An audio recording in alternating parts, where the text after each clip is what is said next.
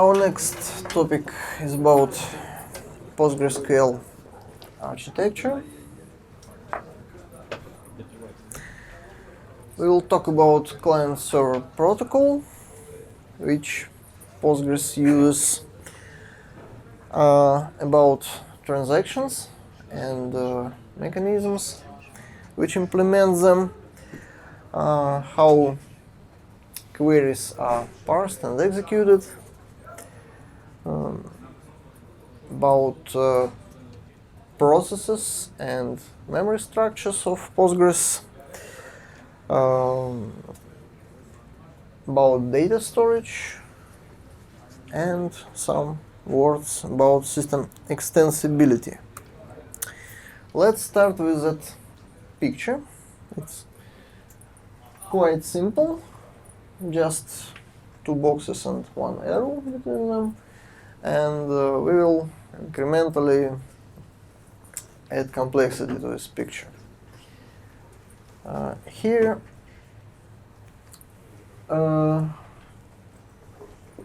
we can see client which connects to Postgres.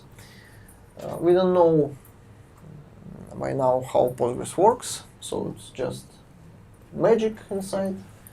There are some tables and indexes, and that's all. What can we get from this picture? Two clients and Postgres connects to each other. They must speak on the same language. This language is server-client protocol.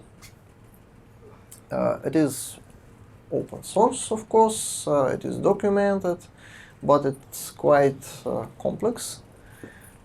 And of course you need not to implement this protocol in each application which you use.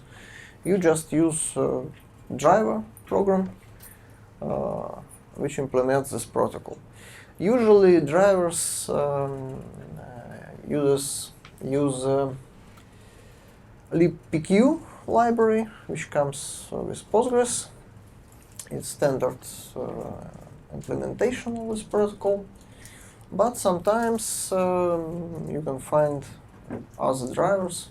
For example, as far as I know, JDBC for Java uses its own implementation.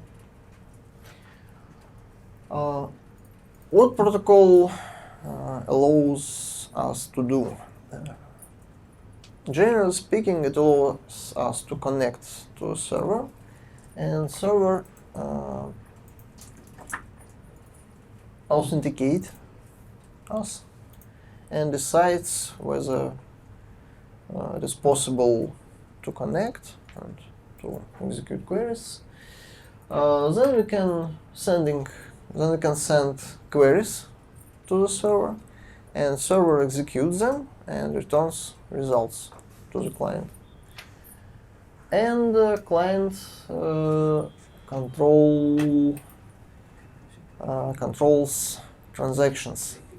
Transaction management, it is responsibility of client. At least it was until Postgres 11 was released. In Postgres 11 we have so-called storage procedures which can manage transactions by themselves. Before Postgres 11, all transaction control was the responsibility of the client. And the server provides mechanisms for to support transactions. Transactions is very important concept, at least for relational databases.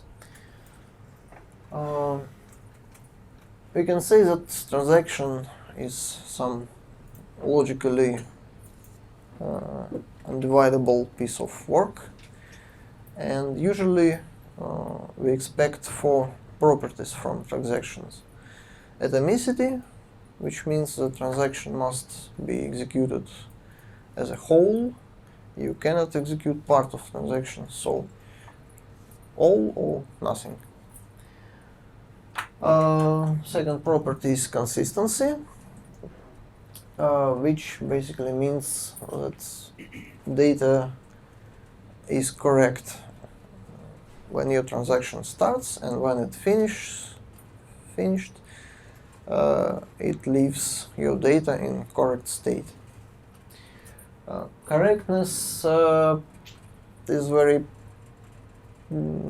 it's not so obvious concept. It is consisted of data integrity.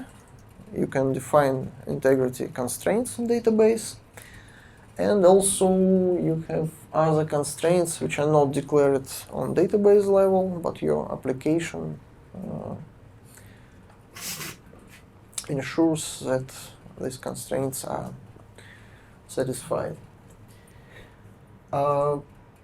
Third property is isolation, which means that concurrently running transactions have no influence on each other.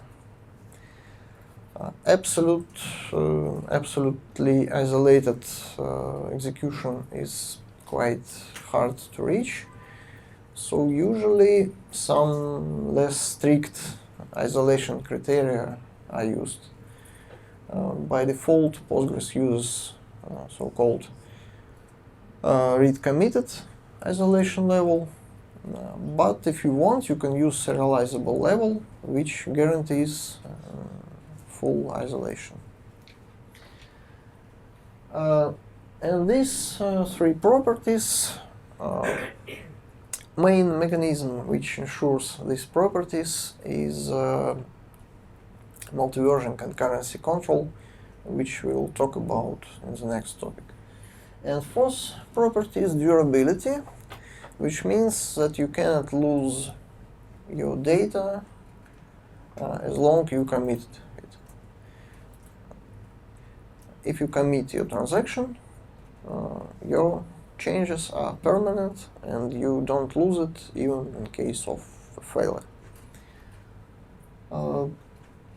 And this property is supported by what is called write-ahead logging in Postgres. And also we'll talk about it later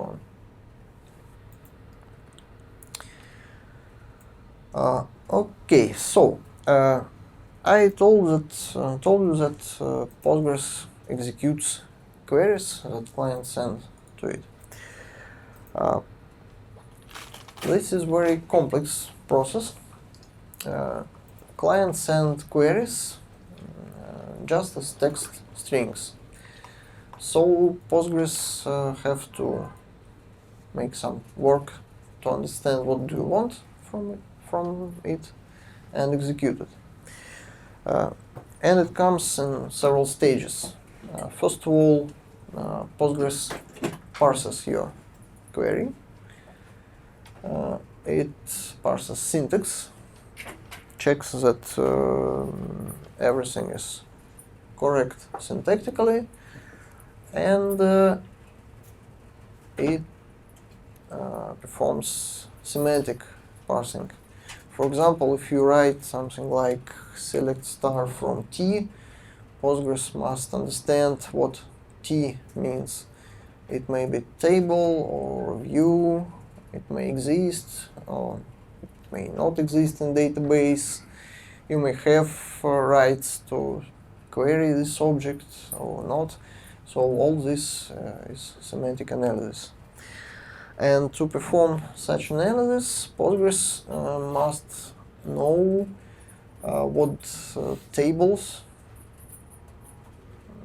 are in database, what views, what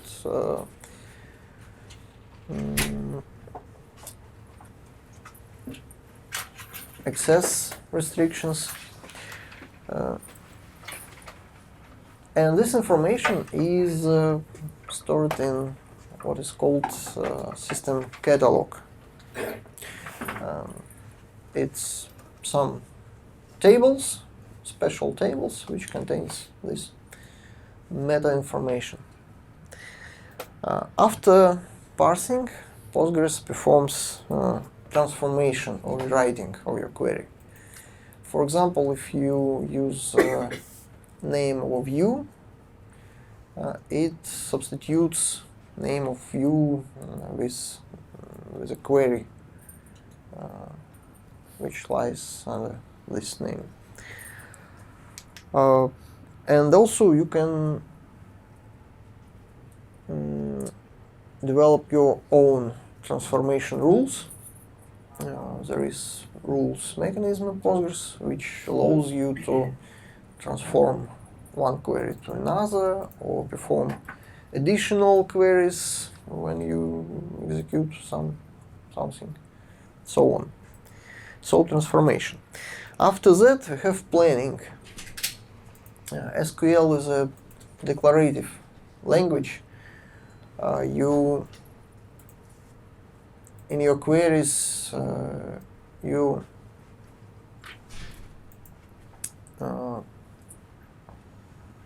tell what do you want to get, but you don't specify how exactly it must be executed. And Postgres must choose execution plan by itself. It is very convenient because you don't need to think about low-level details. You generally not think about which indexes to use, which access methods to use, and which order you must join your tables and so on. This is the job of a planner or optimizer. And to do its job, a planner must have some information about size of your tables, about data distributions and columns, and so on. This information is called statistics, and it is contained in a system catalog. And after that, next step is execution itself. Postgres takes the plan from planner and executes your query according to this plan, and get some data and return all this data to client. So it's rather complex procedure.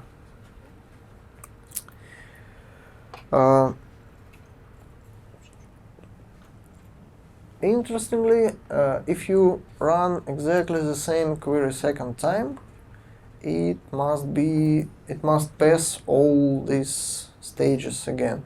It is parsed, transformed, planned, and then executed.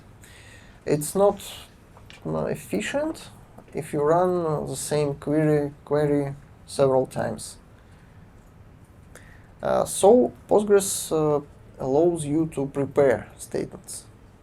You can prepare a statement. What it means?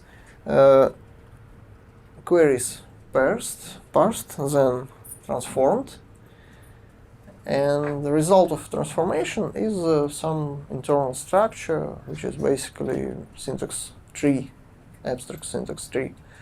And this internal presentation of your query is remembered by the server, stored, and the second time when you execute your query, Postgres don't need to perform these steps again. You can pass parameters to your prepared statements. So when you execute your query, these parameter values are binded, and then query is planned and executed. Sometimes Postgres can remember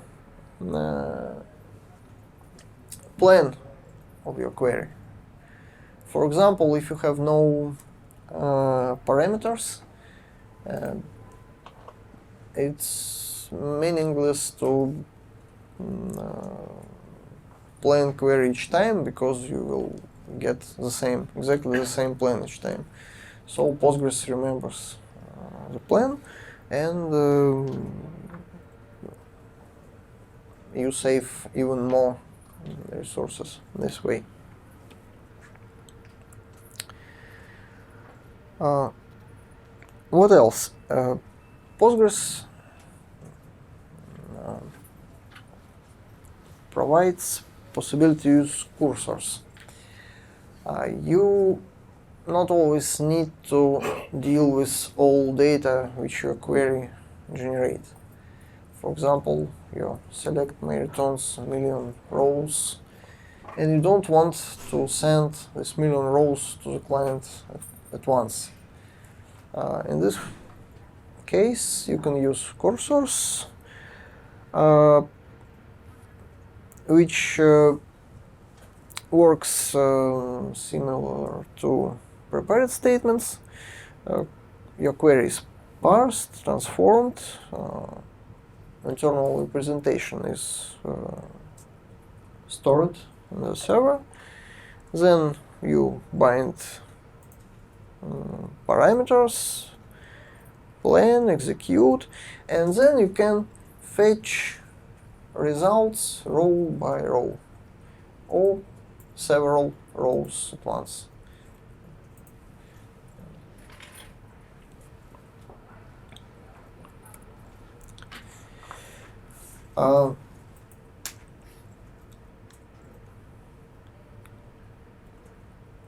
Postgres needs to store somewhere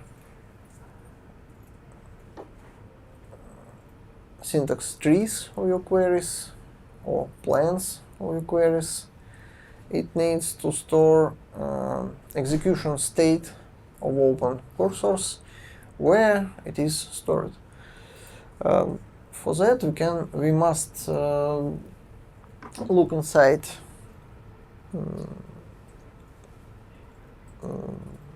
this box and see how it is organized inside. Postgres works like several operating system processes which are interacting with each other. Main process, traditionally called postmaster, but in operating system you usually see it as Postgres, but its historical name, postmaster. This process starts first when you start up your instance, and it starts another processes. We have several background processes. We will talk about some of them later. And postmaster prepares shared memory structures. Shared memory is shared between all processes, so they can exchange information.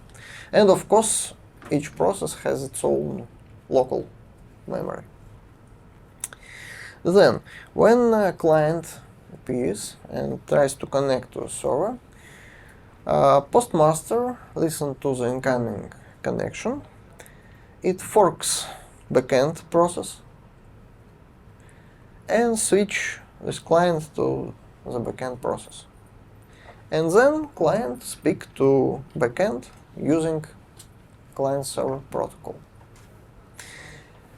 The point is in the following. All parsed queries, prepared statements, cursors, state, some cache of system catalog, temporary memory, which is required for sorting, hashing, and so on. All of this is located in local memory of each backend process. So each process must at least once parse and transform your query, prepare it, and remember it. So you have no advantage if your clients just connects, execute one process, and then close connection. Because next time you will have to prepare this statement once again. There is no cache from the parse statements? No what? In the SQL Server, for example, there is a cache for the parse statements. You don't have it in Postgres? This cache is local to the backend. We have no global cache for prepared statements. And with stored functions or stored procedure? No. No global cache for. So it means that the parsing part is maybe longer than what's approved in other databases.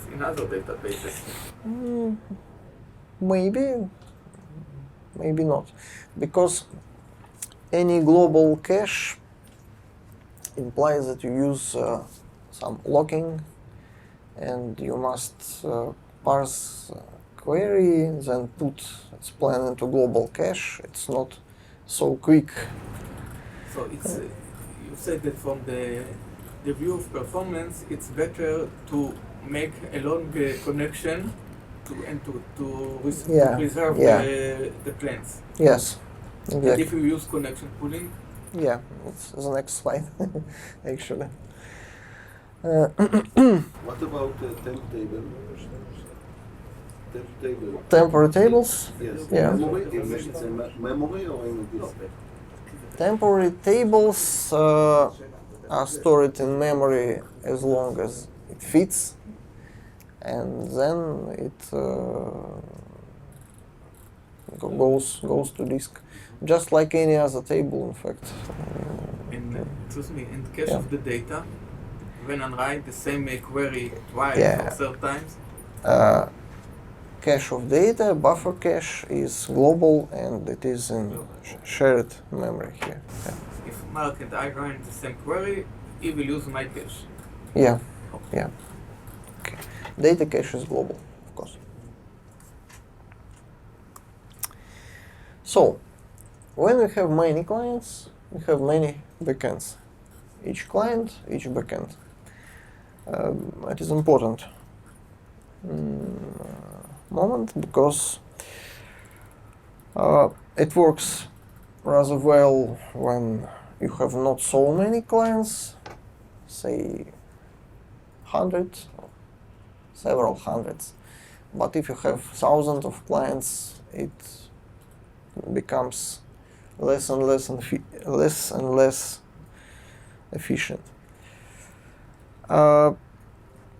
Anyway, we have some means for concurrent working of these processes. All memory structures in shared memory uses locking, because you don't want that other process change data which you are looking for. And also we must have some locks on tables. But with tables it is more complicated, because locks in operating memory are very short-living, and locks on tables are long-living. You acquire them and hold them until the end of your transaction. So Postgres here uses multi-version concurrency control, which we will talk about on next topic. Yeah, and from some point it is more efficient to use connection pooling. Postgres doesn't have internal connection pooling yet, but you can use external tools. For example, pgBouncer is very familiar for that, or sometimes application servers have its own connection pooling. In this case, connection pooler opens some connections to Postgres and keeps them open. And no matter how many clients connect to connection pooling, from database point of view, it works with fixed number of open connections.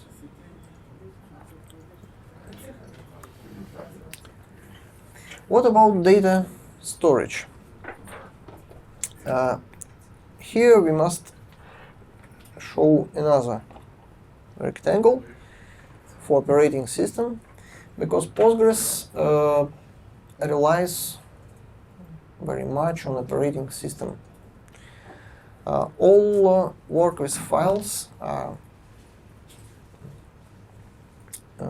is organized by operating system calls. If Postgres need to read some data from disk, from file, it executes operating system call to read data. What does it mean? It means that we have double buffering. One cache is in operating system and another cache in Postgres. So you read a block from disk, you ask operating system to read this block. Operating system read usually not block but more large chunk of data and put it in its cache, and then we put it in our buffer cache, so data is present in the operating memory twice. That's some peculiarity of Postgres. And the same is true for writing. When Postgres needs to write some on disk, it asks operating system. Operating system put it in its own cache and say it's okay, it's on disk. But actually it is in operating system cache. What does it mean? It means that Postgres database administrator must be at the same time operating system administrator, because you have to configure operating system as well. If you have no, usually if you use default parameters from operating system, you can get into the situation when Postgres writes data, operating system accumulates it in its cache, and it is very fast because it's just transfer from operating memory. And at some point, operating system decides that it's time to flush its cache to disk, and everything stops because operating system is very busy and writing all your data to the disk. So usually you have to tweak operating system parameters to. But if you say so, maybe be sure that after commit the data is written to the disk, because you have more level of the system cache. How can you be sure? When you commit your data, it is not written immediately to disk. What is written to disk is write-ahead log. It's another story. We'll talk about it. But your data stays in cache. But also the same problem is with the WAR files, no? Exactly. WAR files, yeah. The cache has to be written to the WAR files, at least. Yeah. PostgreSQL uses fsync operating system call, which sync data from memory to disk. And it relies that when it calls fsync, data gets to non-volatile memory.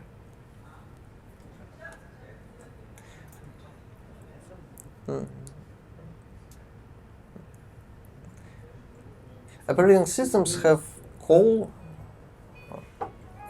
which ensures that data is flushed to disk. And Postgres uses it to, when it needs this, it uses it to flush data to disk. Okay.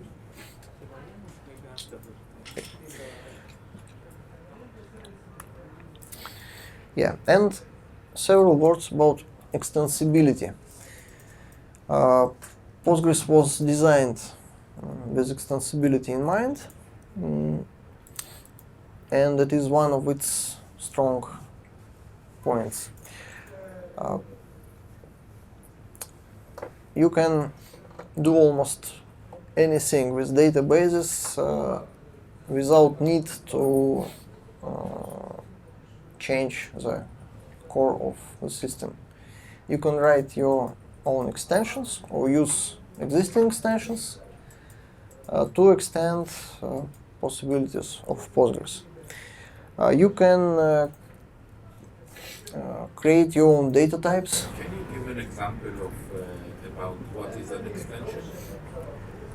There are a lot of different extensions. It's quite general word. For example, extension can bring you some data types, functions that you can use with these data types, index support for these data types.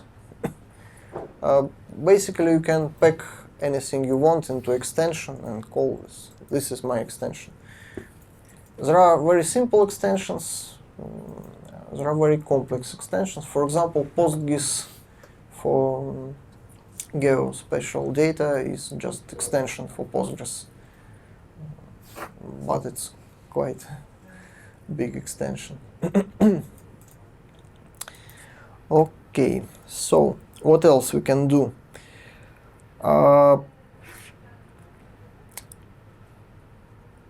We can create operators. For example, you can define your own type for complex numbers, for example, and redefine plus and multiply and so on to work with this data type. We can use different programming languages to write our stored functions. There are some included in Postgres. pgSQL language, also Perl, Tcl, and Python are included. And there are also a lot of different languages that you can use on server-side programming. You can create your own background worker processes, for example, for scheduling some activity in database. You can use foreign data wrappers to access other databases. For example, you can work with data in file, as so it is in Postgres, or you can work with another Postgres instance, or you can work with Oracle or MS SQL server. Is there a wrapper for SQL, Microsoft SQL? Yeah, there is foreign data wrapper Can for you MS SQL. download it? It has to be an extension, as I understand. Yeah, it is an extension.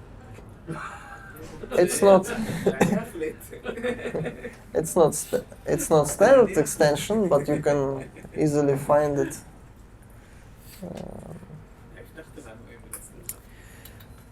So, something you can do just in SQL language. For other things, you might need to write some C code, because Postgres is written in C programming language. But nevertheless, you can do it without changing the core of the system, just using APIs which it provides. So you can extend Postgres to do almost anything that you need from it. So that's all here. Any questions? Yeah. When would you want to use another programming language in PostgreSQL? For example, Python. why do you want to use it and not use pgSQL? Why don't we? Why don't just use pgSQL? Why do we need to use other languages? Yeah. I don't know. Maybe you write your client in Python and you don't want to learn another language and you just want to write server code in Python, for example. There are some tasks that you cannot do in pgSQL, but it is very simple in, say, Perl. For example, you can write, you can use Perl integration with email to send emails and something like that. Sometimes it is useful.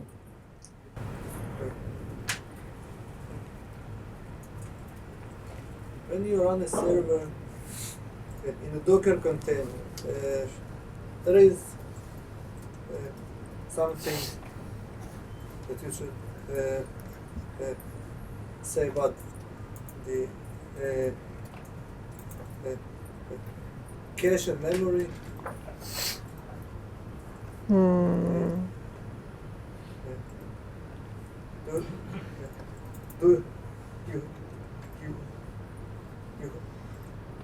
you have to manage it specifically when you use Docker container? Postgres can run in Docker containers. Some people use it, even in production, but I'm quite skeptical because if you have some serious system, you generally don't want to use any virtualization containers, and we have some stories from support when people use replication with Docker containers and something went wrong and several containers was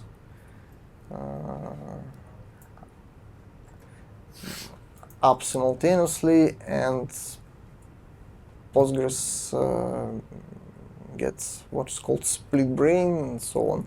So it is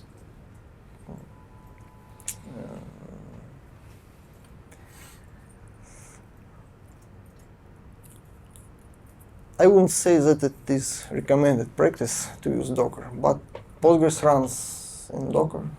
You can use it if you want, if you understand what it implies. Yeah. Just if you mentioned the Docker, I think that Postgres with Docker is a very good situation for developing. That means that if you would like to develop it, to test the environment with your application, it's very, very fast, very easy. And then when trying to deploy, you can deploy it after that to a large scale. But at least for the development and staging, Yes, it's an yes, excellent solution. I think so, yes.